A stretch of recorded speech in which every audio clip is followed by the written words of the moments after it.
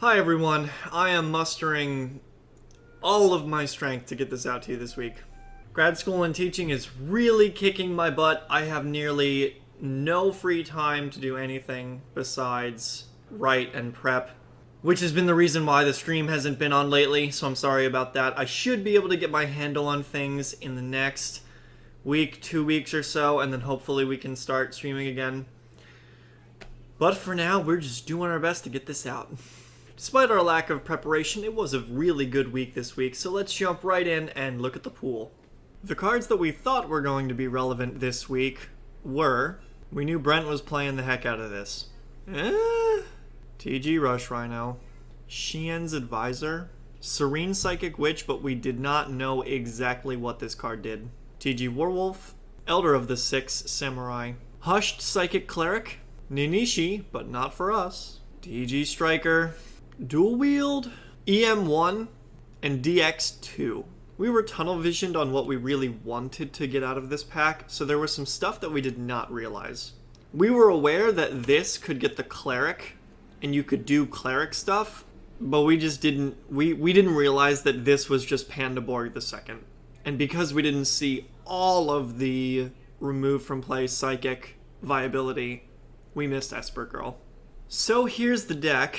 It is an absolute pile because we landed on what we were playing extremely late in the game. We had been testing 6 Samurais all week because we had the 3 smoke signal, and we thought that Triple Impact might be able to do it, but I hated 6 Sams so much. They're the closest thing I think we have to an aggro deck in the entirety of the progression series.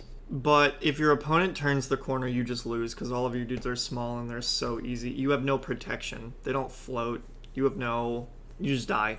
So we wanted to play Psychics because we wanted to get value off of the whole Cleric Witch combo to abuse Master Gig, like we saw everyone doing. And I was just trying to think about, I tested everything. I tested Psychics and X-Sabers, Psychics and Blackwings, Psychics and 6 Samurai, and I didn't like anything, so I sort of comfort picked back onto the Reptile deck. Knowing what we know now about Serene Psychic Witch, there probably was not need to do that. We could have just gone double Dr. Cranium, triple Witch, some other stuff. The deck is super cool in that Axon Kicker gets to continue to recur Cleric, to continue doing stuff with Master Gig. That is just bonkers insane. We're playing Book of Eclipse because we thought that Leah might be back on Watlock, and if we had to play Leah, we needed a way to out Watlock. Triple Inverse Universe was also a target at Watlock because Giraffe has 100 attack. No. Giraffe is 1200 attack, 100 defense. And if you Inverse Universe, Leah's 1 Giraffe. Now instead of being on a 5-turn clock, you're on a 50-turn clock, and that's much more manageable. We also discovered that the Tikis, and I'm going to make this call, I think everyone should have been on every single copy of the Tikis as soon as they came out. I think this was a big miss on everyone's part. The Tikis are insane, and we should have been on the Tikis since day one. We were drawn to Alien Brain because it takes their dude. It's not just a 2-for-1. Telepathic Power and Psy Curse are a 2-for-1. They kill your dude, and then you flip Telepathic Power or Psy Curse, and then you kill their one dude. Alien Brain is a 1-for-1, because they kill your dude, you Alien Brain, and then you take theirs. They're -1, you are -1. So it's a net neutral. But how do we realize what we should have realized about the Witch? We should have been on as many curses as possible and just full Psychics. What are you gonna do? We work all day and all afternoon until we sleep, and so we don't have the time to realize these things. We played a really good game against Danny despite how abysmal our opening hand was. Speaking of opening hand, it's time for the Gavin Knox opening hand analysis. Our hand was Tiki Curse, Inverse Universe, Fairy Wind, Book of Eclipse, Dark World Shackles, and Alien Brain. I used to be in the belief that you only needed to play like 15 monsters in a deck. 5Ds has completely pooped on me.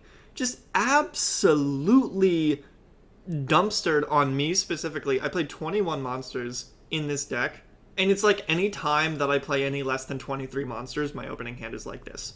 And this is why you play the freaking Tiki Curse and the Tiki Souls, because you just get extra monsters. So we have no monsters anyway. And at least the Tiki Curse is a dude in the pseudo sense. Danny's opening hand is TG Warwolf, Hushed, Psychic Cleric, Psychic Tuning, Master Gig, Destructotron, and Anti-Magic Prism. Danny's opening hand is really, really good. Really good. You have a recurring TG train. You open the Cleric Gig combo. And then you have tuning to continue to recur your stuff. Yeah, there should have been no reason for me to be in this game. Let's just roll it. So I Tiki Curse, jamming that Warwolf. We have to make a hard decision here. I've been bitten too many times by leaving the Axon Kicker in my hand. So I figure, why not just get him onto the field? Danny's not going to threaten the Kicker very much, so we're going to go ahead and tribute the Curse. Danny gets a Striker. Top decks the Witch. Gets the Witch. Danny has multiple Clerics. Oh my god. So Danny goes ahead and gets Hush Cleric off of Witch. Gets the Cleric, uses the Cleric effect, pitches the Gig, making the Cleric live. Oh my god. Activates the Psychic Tuning. Targets the Witch. Witch. Destroyed and sent to the graveyard. Destroy that monster.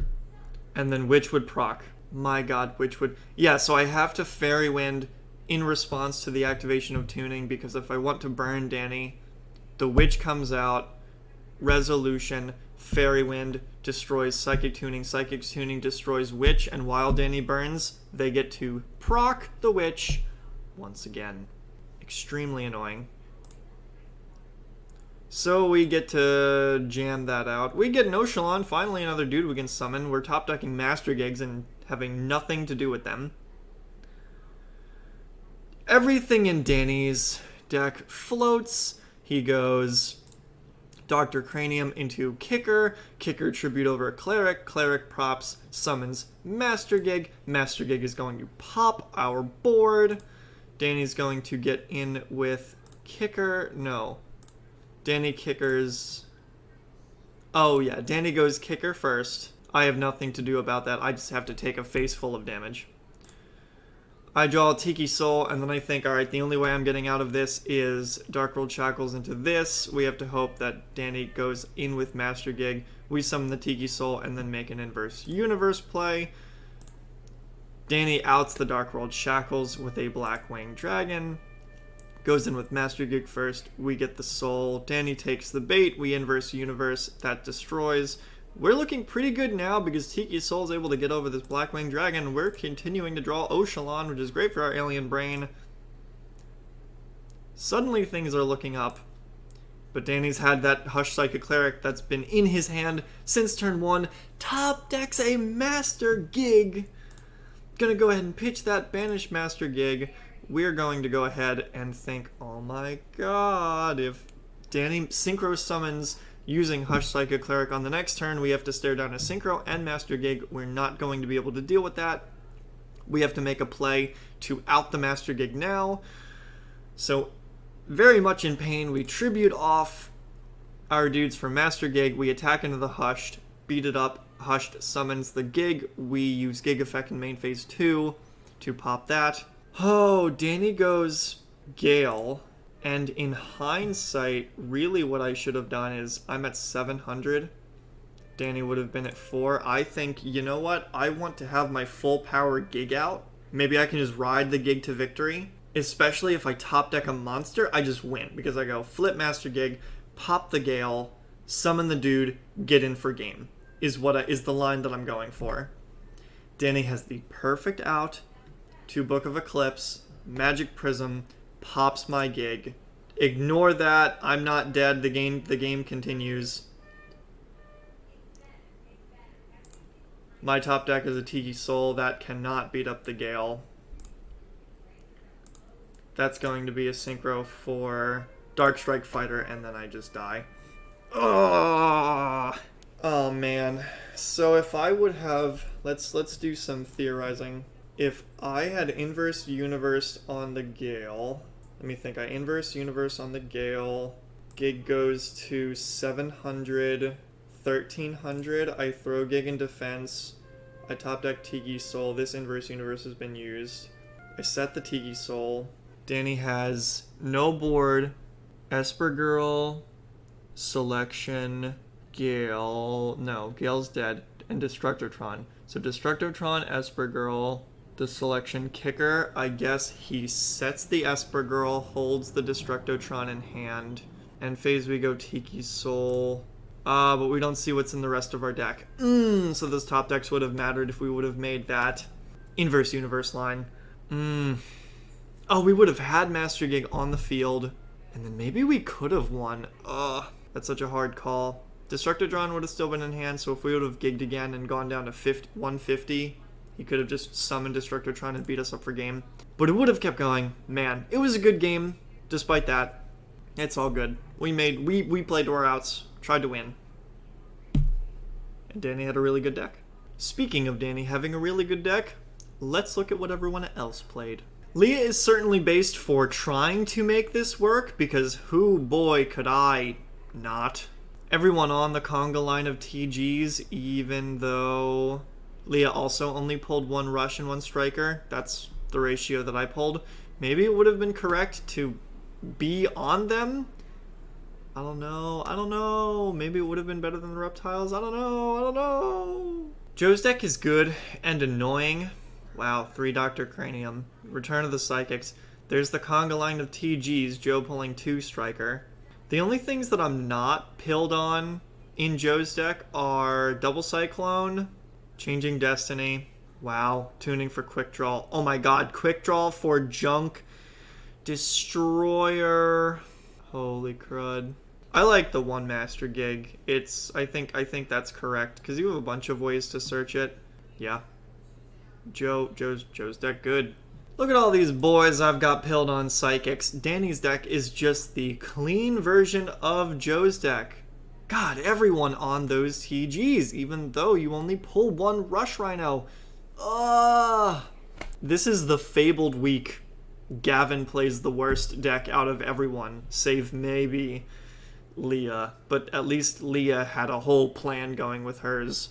Oh my goodness, 2 Cleric and all the way on, which, no Panda board, maybe Danny doesn't have any. Teleport for the Master Gig, and just for everything, it's not bad to have with the Psychics. Danny and his 1 of Prism. How does it go? I just lost to a Saki 1 of, and now I'm quitting Yu-Gi-Oh! Forever. Credits to Distant Coder for the song. But an inspiration, because I just lost to Danny's Saki 1 of. My god. And his Dark Strike Fighter. Blah. Blah, blah, blah. God, Danny's deck was so good. Brent proving that he is a lizard man this week. Proclaiming, "You are going to chop off my arms, I am going to grow new ones, and then beat the crap out of you with those." It's Kari Curry for the 3rd week in a row. No anatomy, no trick house. They're banned. It doesn't matter. Burry is broken. Merchant is broken. Nanishi is broken. Kuik is broken. You can't stop this man. Oh my god. I am not looking forward to seeing the anatomies and the trick houses in this deck in the live show. What? All we do is take out the 2 gearboxes, 2 gearbox, 2 fairy wind, 2 machine factory, and then that's the anatomies and the trick houses.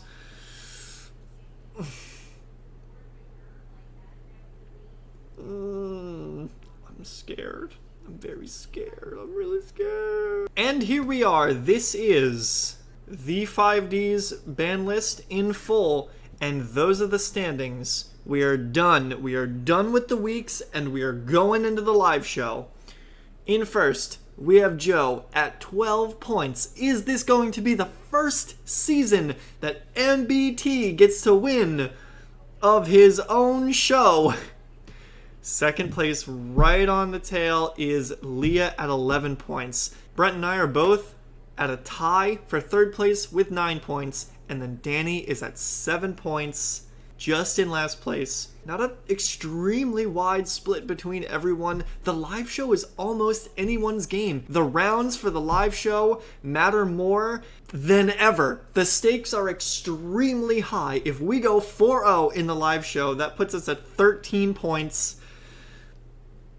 And Brent and I basically have to go 4-0 if we want to win 5Ds at this point. Oh. Ooh. And I'm split between 2 decks, and I think you know what they are. And the one that I choose is going to depend on how much I want to win 5Ds. And that is all I have for you for today, and all I have for you for the next week. The next time you will be hearing from me, it will be the live show. There's going to be no episode of Progression Playoffs or Bad End next Saturday. And this is mostly my fault because I really have no time during the day. But I'm going to find my footing in this period of grad school, in this period of teaching. We're gonna find out, we're gonna determine, nail down when that live show is gonna be, and I know you all are gonna be there cheering me on. Let's go, let's win 5Ds. We've had a really rough patch in the beginning. We had a great spree of games that we won in the middle. And then we're kind of teetering off at the end as Brent just freaking takes over the series in the back half. Oh, it's a really exciting time to be in the Progression Playoffs. I'm hype. You're hype. If you're not hype, get hype. And I'll see you in the live show.